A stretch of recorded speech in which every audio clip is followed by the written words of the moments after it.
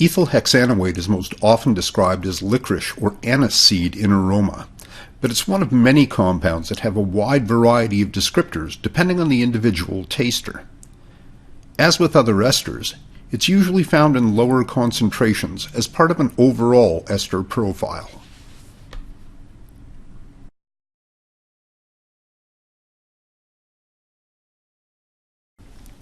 Ethyl hexanoate is an ester that's produced by yeast during fermentation, and it's usually found in low concentrations as part of an overall ester profile that gives beer fruity characteristics.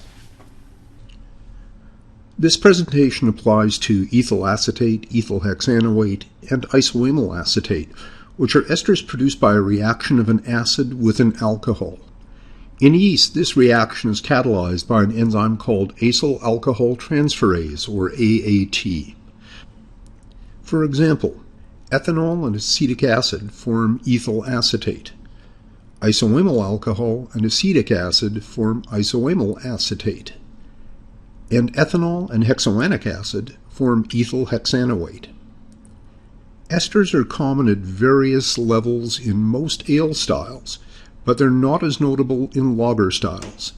Ester profiles can strongly define the character of certain beer styles. For example, products like German wheat beers require a notable level of the ester isoamyl acetate to give beer its distinctive banana notes, which are dependent on both yeast strain and fermentation profile for their control. Ester levels are influenced by the concentration of the acid and the concentration of the alcohol, which are referred to as the substrates. However, in most cases, the concentration and activity of the enzyme is the controlling factor. Ester production is also very strain dependent.